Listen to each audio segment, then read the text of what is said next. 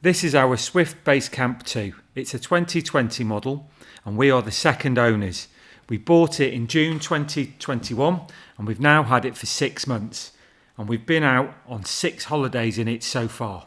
So the question is, if I knew then what I know now, would I still buy a Swift Basecamp 2? Let's discuss. First point to talk about is price. If you visit your local dealer today in December 2021, you'll find a brand new Swift Basecamp 2 2022 model priced between £21,500 and £22,500. In April 2021, when my wife and I went to look at a Swift Basecamp 2 in a showroom, they were being advertised at £19,400 brand new. So £3,000 in under a year increase is a significant step on. Now the value of that step on is in the eye of the beholder, but it's just something to consider, and I'll come back to that point shortly when we talk about the used market. Second up is quality. So if you've watching this video and you've done your research, or if you've done some research, you may have heard rumours or read about Basecamps having a low quality level, or Swift Caravans having a low quality level.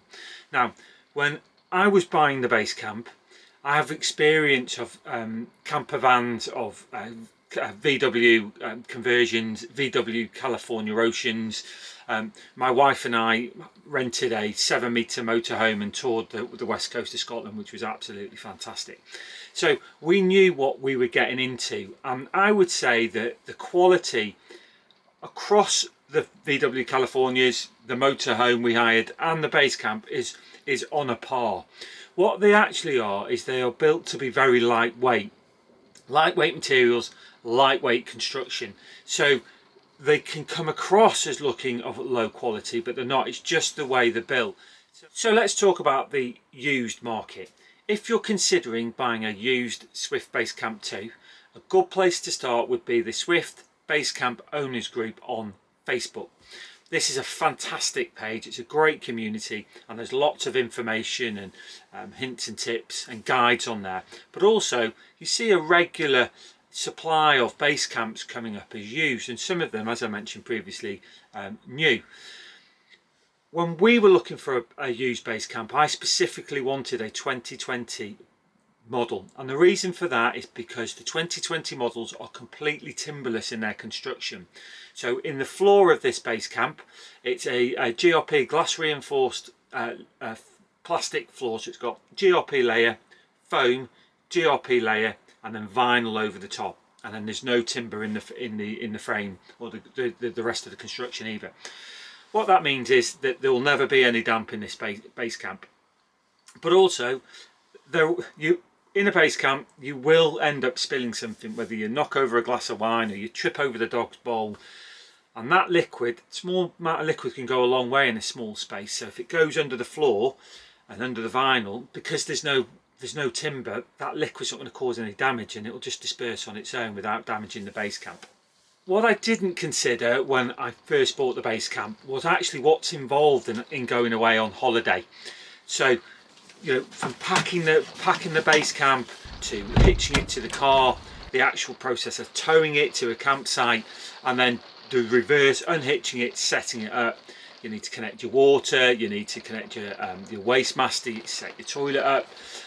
You know, there's lots of things to do, and I found that on the first 2 or 3 trips I was coming back exhausted, but now that I've done 6 trips I've got into the routine of it and I'm just finding it easy now.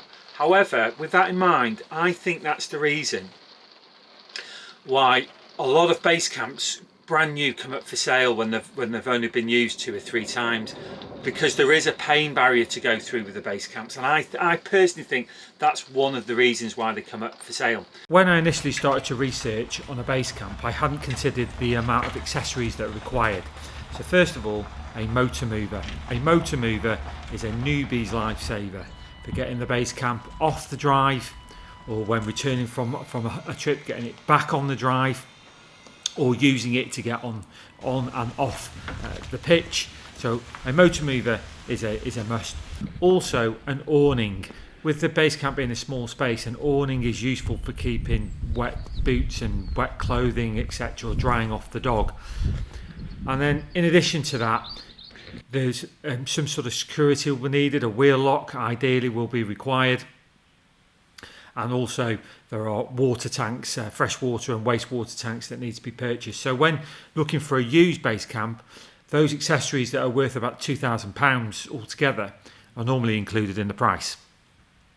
Also other personal touches of cushions and throws to add to the comfort in the base camp, of which we spent about £100 that I hadn't originally planned for. The next thing I hadn't thought about was general maintenance of the base camp. So the tyre pressures do need to be checked regularly. On this base camp they need to be 49 psi, and I do check them and always have to pump them back up prior to setting off. There's always a couple of psi lost with the camp when the base camp's just stationary. Also, and this is purely just for my OCD, I like to keep this base camp pristine inside and out all the time. So I'm always washing this base camp before I take it out, or when I bring it back if it's been the weather's been particularly bad. And I just use a soft brush and a hose pipe to wash around the base camp. But also by doing that, I can keep an eye on all the seals and the frame and the walls and roof, and just make sure there's no damage. And if there's anything coming, I'll get to see it before it can cause a problem. But from a maintenance perspective, very little maintenance required, other than taking it in for a service once a year, which needs to be done in order to maintain your warranty.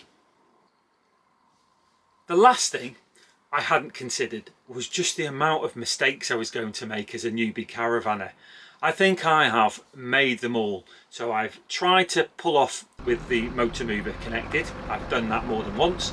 I've pulled off a campsite without putting my electrics on, but fortunately I realised when I got to the gate I was able to correct that.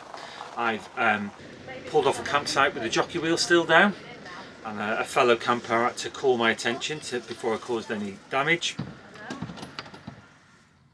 So that brings me back to the original question. Would I still buy this base camp if I knew then what I know now? And the answer to that question is absolutely yes. I would definitely still buy a base camp. And the reasons for that are it's so small, it's versatile, it's funky. I've been out in it in all sorts of weather, from gorgeous hot weather in the summer to taking a pounding in the weather in the Lake District. It really is an all-season camper. It's easy to tow. It's very, very comfortable. It's got the hot water. It's got heating. The wet room's brilliant. The shower's great. The kitchen's fantastic to cook in. There's a great fridge in it. So I absolutely would definitely buy a Swift Base Camp 2. Again, it's just, there is a pain barrier to go through when you first get it, and that is the first 2 or 3 times you go out. But it soon becomes routine, and now it's just really easy, and my wife and I just really enjoy it. So there's my thoughts, and I hope you found this video useful. Good luck if you're searching for a base camp. I hope you get the one you want, and maybe we'll see you on a pitch somewhere in the UK soon. Thanks for watching.